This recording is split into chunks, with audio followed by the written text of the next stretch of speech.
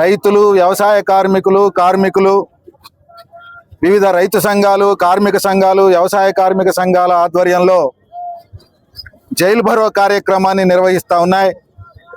86 సంవత్సరాల క్రితం ఈ దేశంలో ఒక పిలుపు ఇవ్వడం జరిగింది, క్విట్ ఇండియా అని చెప్పేసి. జాతీయోద్యమంలో భాగంగా ఈ దేశానికి స్వాతంత్ర్యం రావాలి, డూ ఆర్ డై, చావనైనా చస్తాము కానీ స్వాతంత్ర్యాన్ని సాధించుకుంటాము అనే నినాదంతో ఇచ్చినటువంటి పిలుపు స్ఫూర్తిగా ఈరోజు జైలు భరో కార్యక్రమాన్ని నిర్వహించాలి అని చెప్పి ఈ సంఘాలు పిలుపు ఇవ్వడం జరిగింది.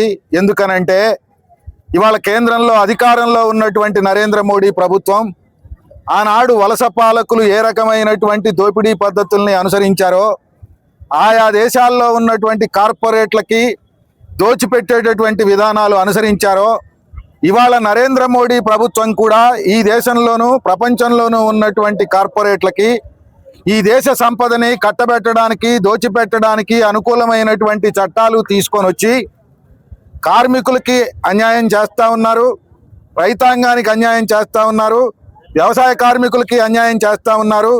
మనం చూసాము, కార్మికులు గత 200 సంవత్సరాల కాలంలో బ్రిటిష్ వాడు ఉన్ననాడు కూడా పోరాడి సాధించుకున్నటువంటి 28 చట్టాలని రద్దు చేసి కార్పొరేట్లకి అనుకూలమైనటువంటి 4 లేబర్ కోడ్లు తీసుకొని వచ్చారు. అట్లాగే రైతాంగానికి వ్యతిరేకంగా 3 నల్ల చట్టాలు తీసుకొని వచ్చారు. దానికి వ్యతిరేకంగా 390 రోజుల కాలం పాటు పోరాడిన తర్వాత దేశ రైతాంగానికి క్షమాపణ చెప్పి వెనక్కు వెళ్ళి ఆ తరువాత మళ్ళీ దొడ్డిదారిన అవే చట్టాలని అమలు చేయడానికి ప్రయత్నం చేస్తూ ఉన్నారు. వ్యవసాయ కార్మికులకి ఉపాధి హామీ పథకం చట్టం అనేది పనైనా చూపండి, తిండైనా పెట్టండి అనే 5 దశాబ్దాల కాలం పాటు పోరాడి సాధించుకున్నటువంటి చట్టం అది.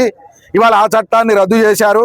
అంటే కార్పొరేట్లకి అనుకూలమైనటువంటి చట్టము, కష్టజీవులకి వ్యతిరేకమైనటువంటి చట్టాలు, కష్టజీవులకి అనుకూలమైన చట్టాలు రద్దు చేసి కార్పొరేట్లకు అనుకూలమైన చట్టాలు, కష్టజీవులకు వ్యతిరేకమైన చట్టాలు తీసుకొని వస్తూ ఉన్నారు.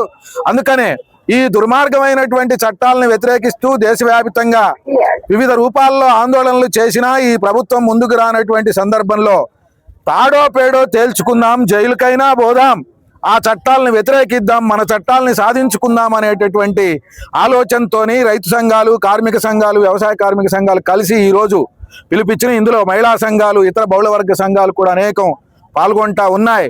ఎప్పటికైనా నరేంద్ర మోడీ ప్రభుత్వం తన యొక్క తప్పుని గుర్తెరిగి ఆ చట్టాలని, ఏ చట్టాలైతే రద్దు చేసిందో వాటిని పునరుద్ధరించి, ఏ దుర్మార్గమైన చట్టాలు తెచ్చిందో వాటిని వెనక్కి తీసుకోకపోతే ఈ ఉద్యమం మరింత ఉధృతమైన ఉద్యమం అవుతుంది. నరేంద్ర మోడీ పీఠాలు కదులుతాయి బిడ్డ, జాగ్రత్త అని చెప్పేసని ఈ సందర్భంగా యావత్ కష్టజీవులకు సంబంధించినటువంటి వర్గం తరపున హెచ్చరిస్తా ఉన్నాం.